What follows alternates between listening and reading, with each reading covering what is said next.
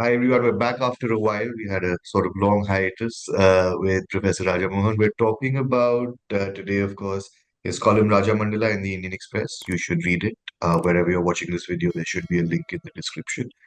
So this week you've written about something interesting. It's a ideas kind of piece, a larger piece.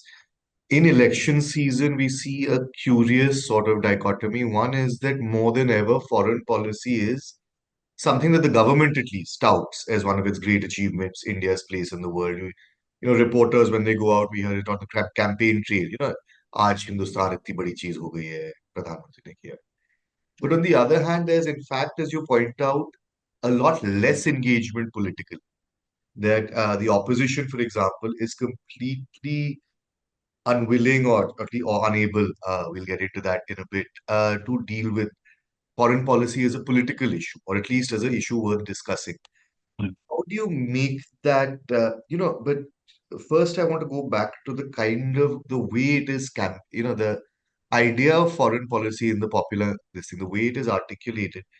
Do you think it is just that has led to something of a nativist approach to the world in India? That India, while on the one hand you're discussing foreign policy more than ever, perhaps, you're less actually outward looking than before in terms of ideas, in terms of academia, or even journalists.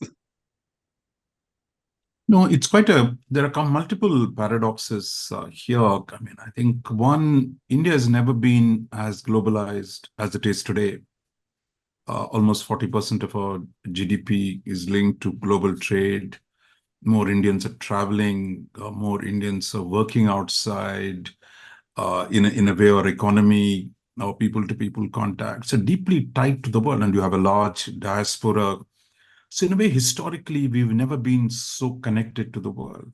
Yet, the political class as a whole, and I would say, have not seriously, engaged with the changing nature of the international system, what it means for India. So that's one set of issues. While the government is actually as something to show, it is proud of the general achievements of its foreign policy. It is not either being contested or joined or say, look, what about this?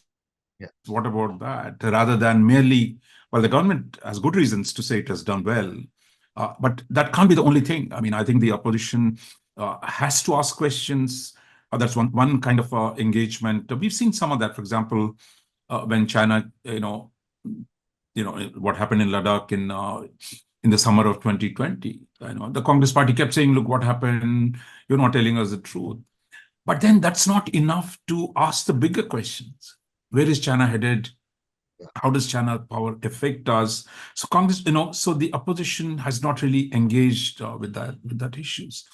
The second is the fact that the left has declined. I mean, I think if you remember, just 15 years ago, when the country was in a turmoil, on a fairly, interesting but inconsequential, challenge to Indian foreign policy from the left parties on a nuclear deal that was in India's interest. But we don't have to go into the merits. But the fact that the whole country was brought to a halt, Manmohan Singh had to go to the parliament, ask for a confidence motion. There was chaos for days in terms of what this deal meant. From that peak of debating India's position in the world, today there's no contestation. A third paradox is really that the popular interest in foreign policy has grown. As you rightly pointed out, the social media influencers, the number of people writing about it, the number of outlets. I mean, you just go onto YouTube. I mean, you see so many people talking about foreign policy. But yet the political parties, while the ruling party has enough supporters and proclaims what all it is doing, the opposition parties that's one part, I mean, I think are really not there asking questions. So this is not just about being in the opposition party, but opposing. What is the worldview that you bring to the discussion? Because if the global economic order is changing, then the question of trade, how do we deal with the world economy? Those questions are not really being asked when actually your youth, your people are today very, very eager to know more about the world. So I think we are really at a strange situation.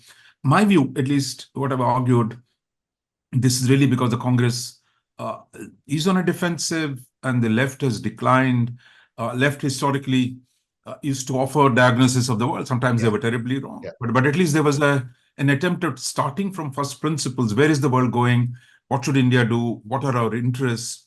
I think the government does not do this. I mean, no government before. We never had a tradition of framing a national security strategy and saying, look, this is the correlation of the forces in the world. Yeah. These are the new trends. This is how India must react.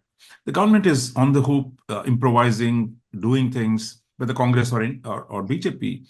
But I think the larger intellectual questions about where the world is going, how a rising India must engage with it, we have not had enough of that.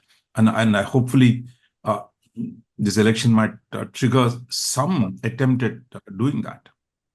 Just now I'm going to press you a bit on this, on the question about Rahul and Congress and perhaps why. Is it because the Congress party for so long had, unlike the left, which has an ideological basis, right or wrong, they have a structure through which they view the world as domestic politics. The Congress view was the view of the Foreign Office. In the sense that they didn't develop either that kind of worldview. The state view was the Congress view, and they're having some difficulty now actually being original. Because you see now, actually, because we have after a long time in Minister Jaishankar, a professional and fairly engaged diplomat. His books are trying to articulate a worldview now, not officially, a sort of a larger Yeah. philosophical doctrine for policy. Do you think that the Congress, and in fact the larger opposition, with the exception of the left, which is ideological but marginalized, has not found its feet on these sort of larger questions even now? Now it's going to be 10 years. It is almost 10 years out, completely out of power. No, it's quite interesting. I mean, after all, Congress is the grand old party. Yeah. I mean, I think it goes back to late 19th century, 1885. In fact, it was the Congress party that had set up, international committees. It had a foreign policy cell. It engaged the world. It had connections both with the left parties of the world as well as with the social democratic parties. So in a way, the Congress was the original globalist formation. But I think you are very right when you said over the decades, certainly in the last 2 decades, I mean, when it was in power in the UPA, it really outsourced the thinking to the bureaucracy. When I recall even the manifestos being, basic ideas coming from the Foreign Office, because really the atrophy of the party organization, really having a serious foreign policy cell of engaging other parties intellectually, because Congress is still the closest to the social democratic parties in Europe, even to the communist parties that it had a good relationship. So I think that capacity, I think there's a tragic atrophy of the organization itself, that it does not do that. They might have one person sitting in the cell, but as a cell, as an idea of connecting the Congress party to the global debates, global arguments, and the counterparts around the world. That I think has been a pity. The left has these connections, but then they got to, because of their loss of influence, I would say even the Chinese Communist Party might be more interested in engaging with BJP at this point because it suits their interests rather than with the left. And as you know, there was a time when the socialist parties in India had serious views about the world. I mean, if you go back to the 50s and 60s, the Lohia, Ramano Lohia, many of them came from Congress, but they had deep connections. George Fernandez, they had deep connections with the socialist movement globally. So they were engaged with the world socialist groups on the labor issues, on a whole range of things. But they today have really become very Mufusalized, very nativist parties. So they don't engage with the world. So I think it's a net loss for India. No, we're not getting into this. There will have to be some tutu meme between the parties. I mean, some repartee accusations, you're not doing this well. But I think as a collective, the political class's ability to reflect on a changing world, especially when India is doing well. India has risen in the international system. Therefore, how we deal with the world, there must be multiple answers to that question. It is not just what the government says. There must be at least alternative answers. So there's not even an attempt to explore those questions.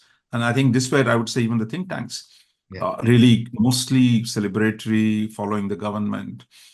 Because in the end, as I argued in the piece, the political parties have to take the lead. And in fact, if you look at the last 30 years, it was really the political leadership that came up with new ideas, whether it's dealing with the US, with Pakistan, with China, and not the bureaucracy, not the think tanks. So therefore, I think the political class needs to re-engage with the world.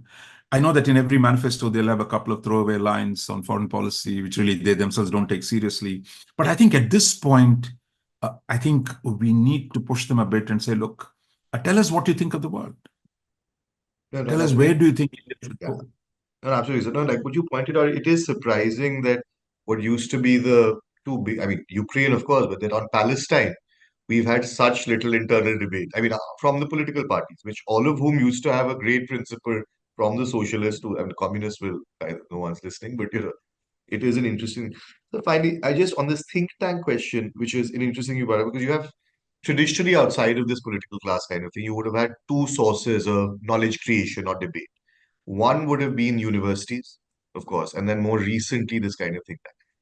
Do you think there's something structural because of which they are not able to say? I mean, is it just because that it is difficult to go against the government I mean, you're dependent on certain kinds of funding, and you see there's foreign policy is very closely tied to national security in terms of its criticism and in law. And do you think that has an effect on the vibrancy of the debate that is possible in No, I'm sure that has some effect, but I think if you take the partisan contestation away from it, now if I say that, look, for example, if you say that, look, what the government is saying on global south is not accurate. So you're not accusing the prime minister, you're not accusing the foreign minister, you're not attacking them personally. So there's no ad hominem attack. But I think the think tanks are supposed to do an intellectual exercise. For example, why is it? What are the problems in the neighborhood? So I don't think the government is stopping you from saying, asking good questions, offering alternatives, or suggesting different paths. But if you frame it as either you are merely clap for the government or you throw stones at the government. Yeah. The think tanks are supposed to occupy that center space without being political. That purely from intellectual analysis, both in describing the world, in assessing whether we're going the right path or not, or whether we have alternative ways of dealing with it. This way, I think there's too much. I would say there's a lot of self, limitation. I would say, for example, on the nuclear debate in the 15 years ago, very few were willing to go beyond where the government was. I mean, most of them were saying, let's not do it. When it came to Pakistan or China, or most of the time, the think tanks have tended to be conservative, 10 steps behind the government, rather than 5 steps ahead of the government. While actually it was Mr. Manmohan Singh, Mr. Modi, Mr. Vajpayee, who actually pushed the boundaries of foreign policy and not the intellectual class. But I think they too, really, we are in a very, very complex moment in the world. The global economic order is changing, the global political order is changing, and India's options have increased. So I think there's a moment where, as a collective, without making it a motivated partisan political battle, there's enough and more to talk about the world and where India ought to position itself in this world. And I hope we keep having those conversations. Everyone should read the article. It's the link for which should be wherever you're watching this video in the description, indianexpress.com, of course. And so we'll be regular. We will do this again next week. Thank you so See you much. next week.